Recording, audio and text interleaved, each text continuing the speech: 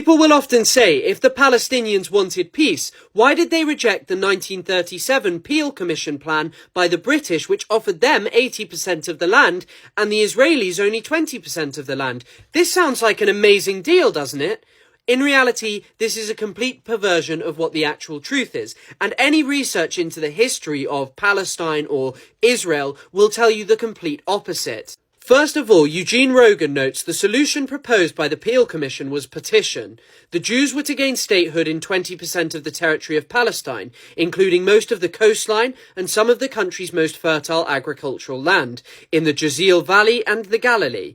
The Arabs were allotted the poorest lands of Palestine, including the Negev Desert and the Arava Valley, as well as the hill country of the West Bank and the Gaza Strip. Not only was the land given to the Zionists much better than what the Palestinians had, but as Jewish people had moved to Palestine, they had formed a labor union known as the Histadrut. Now, the Histadrut believed in Hebrew exclusivist labor. This meant that they banned Palestinians from working on land that they had worked on for generations, and also they expelled Palestinians who lived within that land.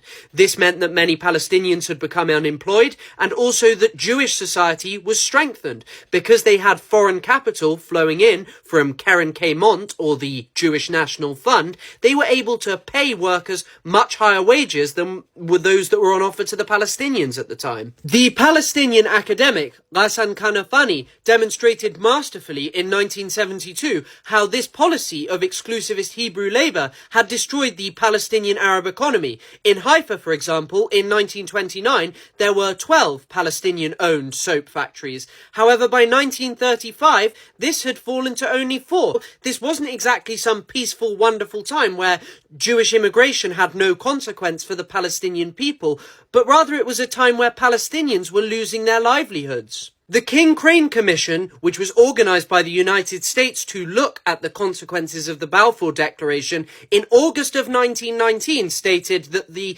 establishment of a Jewish state cannot be accomplished without the gravest of trespasses upon the civil and religious rights of existing non-Jewish communities in Palestine. This concept of Hebrew exclusivist labor, coupled with mass immigration to Palestine, was always going to build a settler colonial society rather than simply immigrants coming to a place, because the difference between a settler and an immigrant is that an immigrant joins an existing polity, whereas a settler creates their own at the expense of the indigenous population. And this is exactly what the Zionist project did, and this is exactly why the Palestinians rejected the partition plan. What Hebrew exclusivist labor also meant was that Zionists were creating a society that was never going to be reliant on the indigenous population, and therefore the expulsion of 750,000 of them during 1948 held no consequences, because they could have their society where people were paid more through the funding of international donors.